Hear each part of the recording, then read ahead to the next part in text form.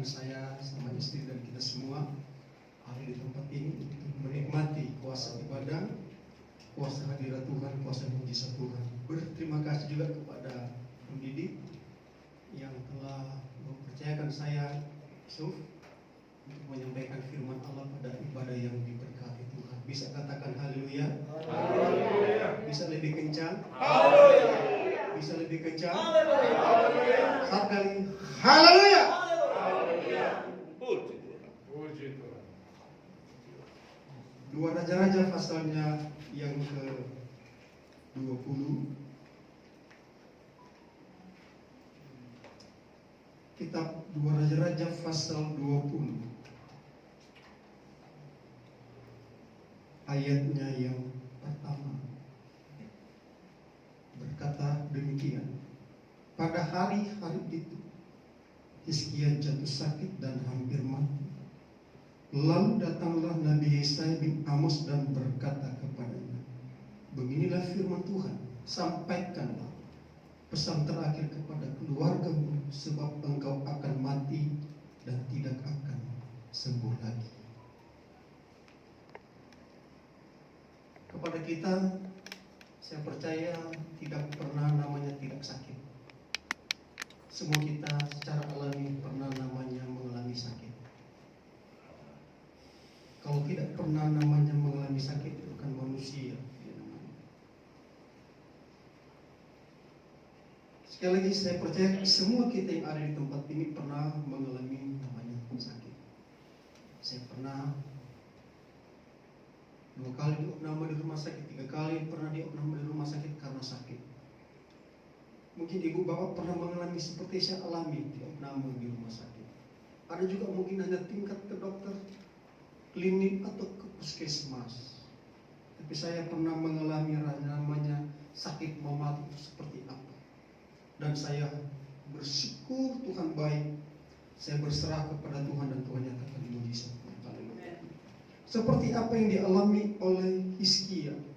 Dia sakit dan informasi bahwa dia tidak akan sembuh berasal dari pemilik nafas hidup manusia, pemilik sorga, pencipta langit bumi beserta dengan segala isinya, Yesus anak domba Allah.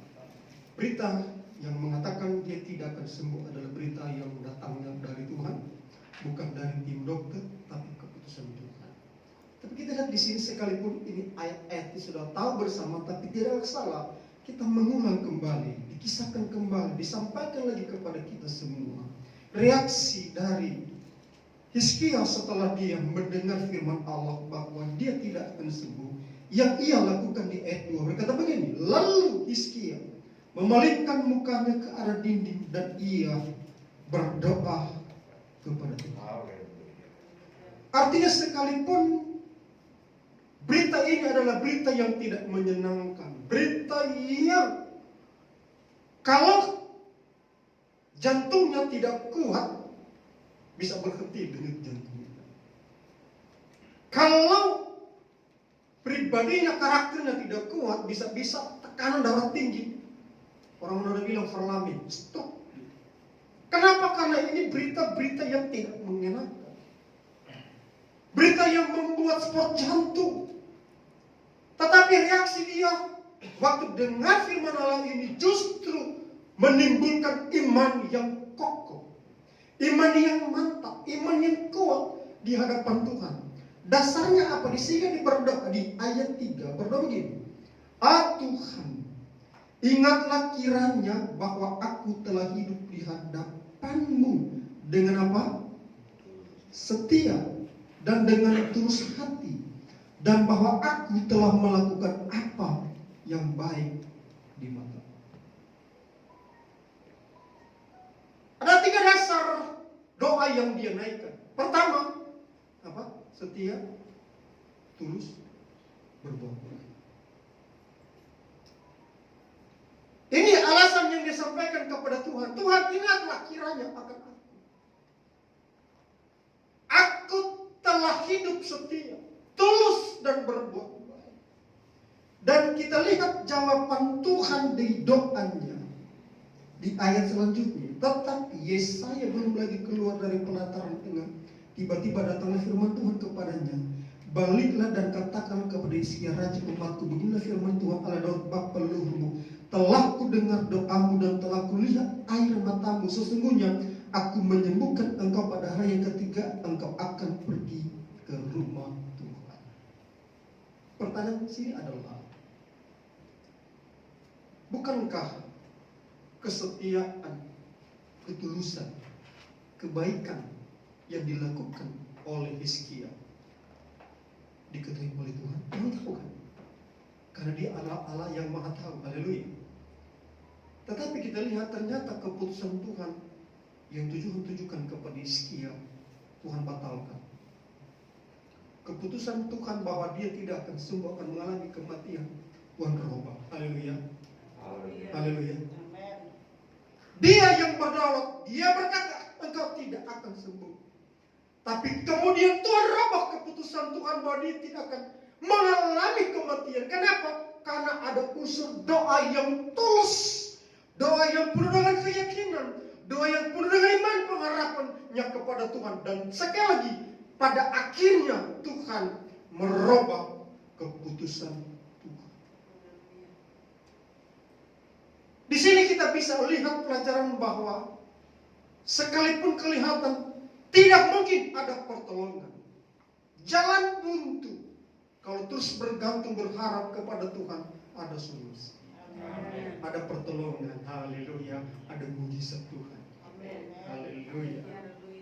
Saat waktu saya sakit, saya pikir saya sudah mau mati. Tidak pernah di rumah sakit tempat mau mati. Saya pikir sudah bisa mau mati saya karena malaria.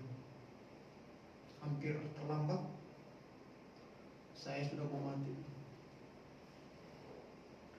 Di tengah seperti itu saya belajar teratap berharap pada Tuhan. Nyanyi lagu lama kita begini.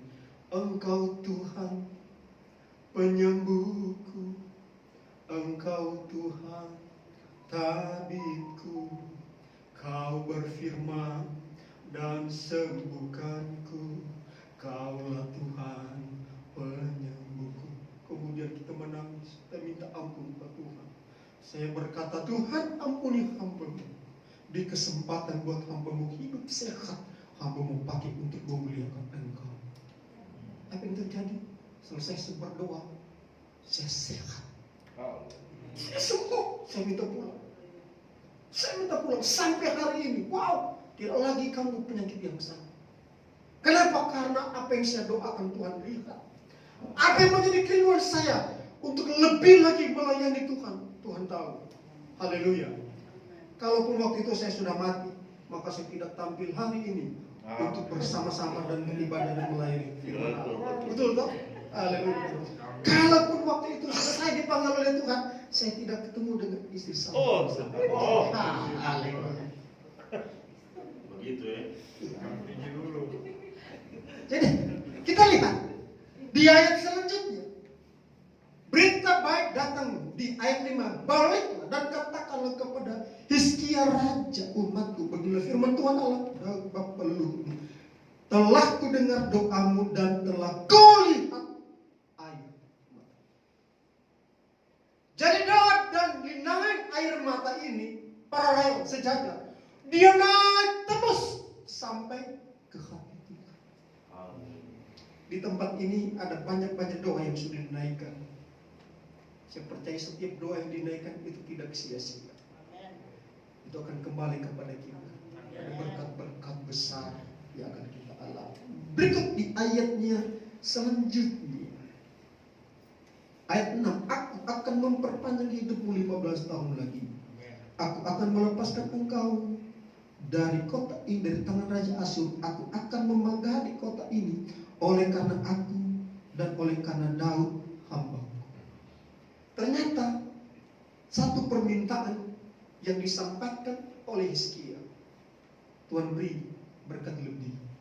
Kenapa? Tuhan bilang, aku akan melepaskan kota ini dari tangan Raja Asyur. Rupanya waktu itu kerajaan Asyur mengintervensi, menjajah. Dan Tuhan bilang apa? Aku akan lumpuhkan. Satu permintaan, Tuhan jawab lebih dari satu. Satu permohonan, Tuhan kasih double berkat. Haleluya. Haleluya. Itulah Tuhan kita. Maha tahu setiap kebutuhan kita. Itulah Tuhan kita. Maha ajaib dalam soal menjawab dari setiap kebutuhan kita. Belum lama ini kami dilantik oleh Tuhan lewat MD jadi salah satu unsur pengurus di Komisi Pemilihan Daerah. Puji. Sebagai sekretaris, saya bersuka cita senang, haleluya. Kemudian dilantik juga majelis wilayah. Kemudian di hati saya berkata begini, untuk ibadah wilayah perdana saya mau di tempat saya, dan ibadah itu akan dibuat di restoran Pondok Kemangi. Itu kerinduan saya. Tahu-tahu besoknya ketua wilayah telepon, Brodi, boleh nggak ibadah perdana di tempat Brodi? Saya oke. Di mana? Dibikin di restoran Pondok Kemangi. Saya aku milik restoran Pondok Kemangi. Dia bilang Brodi kapan? Tanggal 9 Agustus, hari Selasa, jam 10 sampai setengah 12. Boleh pakai restoran? Oh boleh Brodi. Berapa orang? Kira-kira 25 orang saya bilang. Butuh makan? Iya butuh lah. Iya kan? Sudah Brodi, saya akan memberi makan juga buat pendeta-pendeta. Senang kan? Puji Tuhan. Baru dalam hati punya kerinduan ibadah perdana wilayah di tempat saya, dan saya akan bikin di restoran Pondok Kemangi. Itu kerinduan itu Tuhan dengar. Tuhan lihat dari hati yang paling dalam, hati yang paling tulus. Sampai pun fasilitas dikasih Tuhan, makan pun dikasih oleh Tuhan lewat pemilik restoran. Apa Tuhan tidak baik? Baik. Kita tepuk tangan bagi Tuhan. Puji Tuhan. Haleluya. Tuhan bilang begini, ayatnya yang keberapa tadi? Berapa? 6. Aku akan memperpanjang hidupmu 15 tahun lagi. Aku akan melepaskan engkau dari kota ini, dari tangan Raja Asyur. Berkat pertama yang Tuhan beri kepada Hizkia, umur ditambahkan 15 tahun. Amin. Berkat yang kedua, Tuhan luputkan kota di mana ada penduduk, ada Hizkia yang berdiam diri di situ. Kemudian Tuhan bilang, aku melepaskan dari Raja Asyur. Kemudian berkat selanjutnya, aku akan memagari kota ini. Ini berkat keberapa? Ketiga. Tahukah kita, setiap doa kita, setiap seruan kita, apa yang kita lakukan bukan hanya berdampak bagi diri kita sendiri, ternyata itu juga berdampak bagi keluarga, berdampak di mana kita berdomisili. Di situ ada pertolongan Tuhan. Di situ Tuhan yang memberi jaminan. Aku sendiri yang buat apa? Pagar. Nah kalau Tuhan yang sudah buat pagar, tidak bisa dan tidak ada satu orang, iblis pun tidak akan mampu melewati tembok. Kenapa? Karena pribadi Tuhan sendiri menjadi tembok. Berikut kita lihat di sana.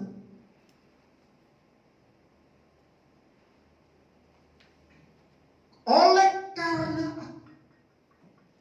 jadi kesembuhan yang dialami nanti oleh Hizkia, dan Tuhan tambahkan 15 tahun lagi. Tuhan bilang apa?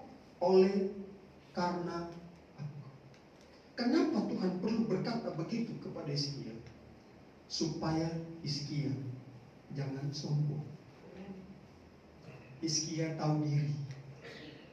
Hizkia rendah hati. Apa yang ia alami semua itu sebetulnya kemurahan Tuhan saja, perkenanan Tuhan saja, tidak lebih. Tuhan ingatkan, oleh karena aku kau sembuh. Jadi jangan sombong. Ini pesan Tuhan kepada Hizkia. Pesan Tuhan yang sama datang kepada saya. Pesan Tuhan yang sama datang kepada kita. Tuhan bawa kita sedemikian sampai hari ini supaya kita sadar kita jangan menjadi sombong. Rendah hati. Haleluya. Beliau bilang begini tadi kan, beliau sampaikan hambanya yang jadi BL. Nanti saya yang menyampaikan siapa saya. Saya bilang saya tidak ada apa-apanya. Saya hanya hamba yang tak berguna di hadapan Tuhan. Saya hamba yang tak berguna. Justru saya lagi melayani anak-anak raja di atas segala raja. Ya, saya adalah hamba yang tak berguna di hadapan Allah. Siapa saya? Yang harus dialukan, yang harus ditinggikan. Yesus Kristus, anak domba, pemilik nafas hidup kita. Haleluya. Sekali lagi boleh tepuk tangan bagi Tuhan. Oleh karena aku, berikut oleh karena siapa? Daud. Oleh karena Daud. Injil Matius pasal 1. Tuhan bilang oleh karena aku dan oleh karena hambaku Daud. Injil Matius pasal 1. Tolong Bu Jen bantu saya, bukan baca ya, menghitung saja. Dari Daud ya. Injil Matius pasal 1. Ayatnya yang ke-6. Isai memperanakan Raja Daud. Daud memperanakan Salomo dan istri Uria. Salomo memperanakan Rehabeam. Rehabeam memperanakan Abia. Abia memperanakan Asa. Asa memperanakan Yosafat. Yosafat memperanakan Yoram. Yoram memperanakan Usia. Usia memperanakan Yotam. Yotam memperanakan Ahas memperanakan Hizkia. Dari Daud sampai Hizkia berapa keturunan? 14. Ya. Dari Daud sekali lagi 12. 12. Dari Daud sampai ke Hizkia 12. Dari Daud sampai ke Hizkia 12. Tuhan bilang oleh karena aku dan oleh karena Daud. Jadi waktu Hizkia memanjatkan doa, dia berkata, setia aku Tuhan, tulus aku Tuhan, aku telah tunjukkan kebaikan. Bersamaan dengan itu pulang, Tuhan ingat kepada Daud. Jadi faktor juga penyembuh, faktor juga mujizat Tuhan berikan kepada Daud. Bukan hanya faktor Hizkia, tetapi ada faktor lain selain Tuhan sendiri yang mengatakan aku menyembuhkan. Ada faktor bapa leluhur Hizkia yang bernama Daud. 12 ya keturunannya. Coba kita lihat. Masih ada 15 menit. Karena di informasi yang saya dapat sampai jam 13. Tapi kalau lewat sedikit nggak apa-apa lah ya. Ya, kita lihat dalam 2 Raja-Raja pasal 2 ayat 11. 2 Raja-Raja pasal 2 ayat 11. Tolong ditampilkan ayat ini.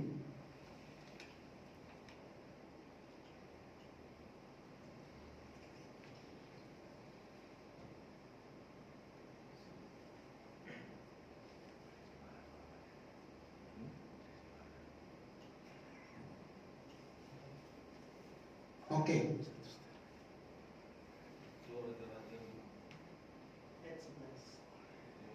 Ayat 11. Sedang mereka berjalan bersama. Mungkin saya salah catat ya. Oh, gitu. Salah ingat. Mau cari. Saya sempat catat begini. Daud, kalau dari Matius pasal 1 tadi, oleh karena Daud memerintah 40 tahun. Tidak dibilang berapa usia dia memerintah, dilantik menjadi raja sampai dia meninggal. Tapi hanya ditulis Daud memerintah 40 tahun. Setelah Daud memerintah 40 tahun, datang kepada anaknya Salomo juga, dia memerintah hanya 40 tahun. Tidak dibilang berapa usia dia dilantik Tuhan menjadi raja penggantikan Daud, dan berapa usia kematian, 40 tahun. Setelah Salomo datang ke Rehabeam, itu di 2 tahun pasal 12 ayat 13. Umur Rehabeam 41 tahun waktu dia jadi raja, 17 tahun dia memerintah, total 58 tahun. Setelah Rehabeam datang kepada Abia di 2 Tamrik pasal 14 ayat 1. 10 tahun masa memerintah. Hanya ditulis hanya masa memerintah. Tidak dibilang berapa usia kematian dia. Dari Abia datang kepada Asa di 2 Tawarik pasal 16 ayat 13, 41 tahun dia memerintah. Kemudian di Yosafat di 2 Tawarik pasal 20 ayat 31. 30 tahun menjadi raja, 25 tahun memerintah, total 60 tahun. Sesudah Yosafat datang ke Yoram, 2 Tawarik pasal 21 ayat 20, 40 tahun. Setelah Yoram datang kepada Usia, 2 Tawarik pasal 26 ayat 3, 68 tahun. Setelah Usia datang kepada Yotam di 2 Tawarik pasal 27 ayat 1 dan 8, 41 tahun. Setelah Yotam datang ke Ahaz di 2 Tawarik pasal 28 ayat 1, 36 tahun. Dari Ahaz datang kepada Hizkia di 2 Tawarik pasal 21 ayat 9, 54 tahun. Jadi ada usia yang dicatat. Dia lahir memerintah berapa lama? Di usia dilantik oleh Tuhan sampai akhir hayatnya berapa lama? Total dari Daud sampai kepada Hizkia saya catat ada 487 tahun. Total dari Daud sampai ke Hizkia 487 tahun. Tuhan bilang begini, oleh karena Daud hambaku. Dari Daud ke Hizkia 487 tahun. Apa yang dilakukan oleh Bapa leluhur Hizkia selama 470 tahun itu diingat sampai garis keturunan kepada siapa? Hizkia. Pelajaran apa yang kita dapat di sini? Kita bapak-bapak, kita pelayan-pelayan Tuhan, kita hamba-hamba Tuhan, kita ibu rumah tangga, kita ibu rohani, siapapun kita. Kalau kita terus berbuat baik, melakukan apa yang Tuhan kehendaki, tahukah kita? Itu Tuhan lihat sampai garis keturunan kita. Yang sepakat kita tepuk tangan bagi Tuhan. Haleluya. Sebab itu saya secara pribadi bersama istri, sebaik mungkin, semaksimal mungkin, setiap saat selalu menyenangkan hati Tuhan. Sebab apa yang aku lakukan, kalau aku belajar dari kisah ini, itu juga akan dinikmati oleh garis keturunanku sampai Tuhan datang. Haleluya. Haleluya. Jadi saya pun ada sampai hari ini karena ada faktor doa orang tua saya. Kita pun ada sampai saat ini, ada yang mengasihi kita, yang peduli kepada kita, yang mungkin kita lagi tidur, kita lagi nyetir, kita lagi makan, kita lagi beraktivitas, ada orang yang masuk di kamar, lipatkan lutut, memanjatkan doa. Haleluya. Haleluya. Haleluya. Puji Tuhan. Nah, sekarang kita kembali bersabar di 2 Tawarik pasal 20 tadi.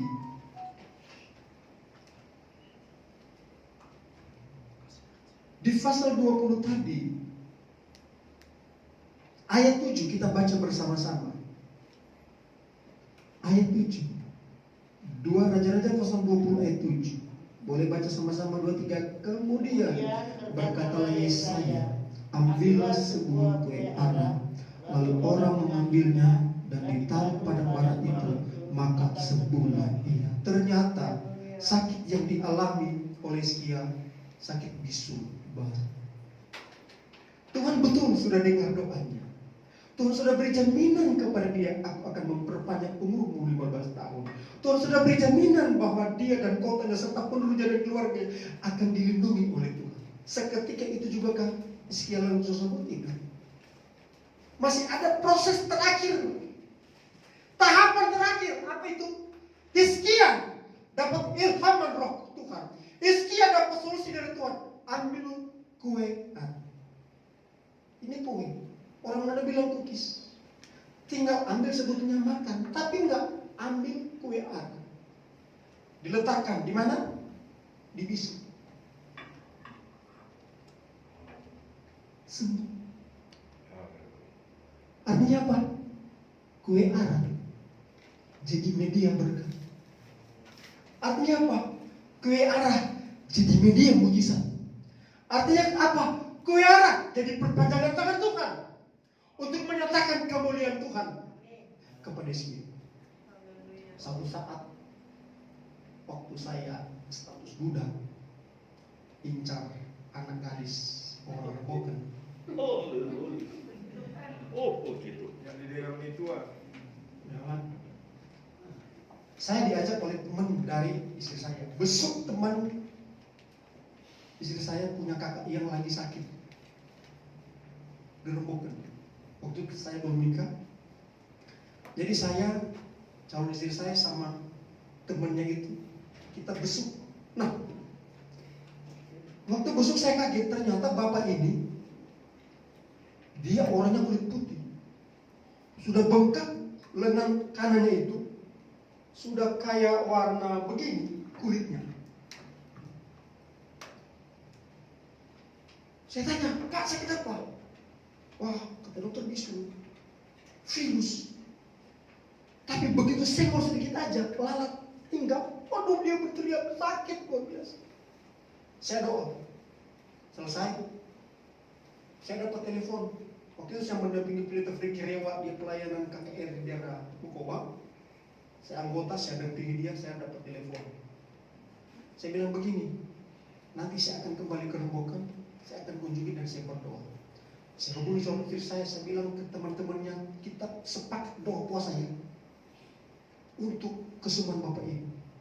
Jadi hari Senin sore kita pergi, kita doa puasa, kita ketemu betul, kita doa puasa saya dan 4 ibu, 1 gadis. Waktu saya datang mau berdoa, saya berdoa begini sama Tuhan. Tuhan, singkapkan Tuhan apa yang selama ini tersembunyi sehingga bapak ini mengalami seperti ini. Tiba-tiba menangis bapak, menangis. Kaget saya. Aku telah melakukan ini, aku telah melakukan ini, aku telah melakukan ini. Saya berhenti doa saya. Mana istrinya? Mana istri? Ini saya istrinya. Sini. Suamimu sudah dengar apa yang menjadi apa yang penyebab dia sakit? Ibu sudah dengar kan? Maukah ibu maafkan suamimu? Maukah ibu terima suamimu dengan apa adanya? Ya Pak Pendeta. Kalau begitu berpegangan tangan, saling mengampuni, saling memaafkan. Saya berdoa, apa yang terjadi? Besok paginya saya dengar kabar, itu kulit warna seperti kain ini kembali normal, putih seperti sedia kala. Sembuh seketika. Situ saya belajar, Tuhan terima kasih Engkau izinkan saya ada di situ, karena saya jadi media berkat. Ayat terakhir buat kita, Hakim-Hakim pasal 9. Kitab Hakim-Hakim pasal 9. Ayatnya yang ke-8 berkata begini, mulai. Sekali peristiwa, pohon-pohon pergi mengurapi yang akan menjadi raja atas mereka. Kata mereka kepada pohon zaitun, jadilah raja atas kami. Tetapi jawab pohon zaitun itu kepada mereka, masakan aku meninggalkan minyakku yang dipakai untuk menghormati Allah dan manusia dan pergi melayang di atas pohon-pohon? Lalu kata pohon-pohon itu kepada pohon ara, marilah jadilah raja atas kami. Tetapi jawab pohon ara itu kepada mereka, masakan aku meninggalkan manisanku dan buah-buahku yang baik dan pergi melayang di atas pohon-pohon? Ayat 12, lalu kata pohon-pohon itu kepada pohon anggur, marilah jadi raja atas kami. Tetapi jawab anggur itu kepada mereka, masakan aku meninggalkan buah anggurku yang menyukakan hati Allah dan manusia dan pergi melayang di atas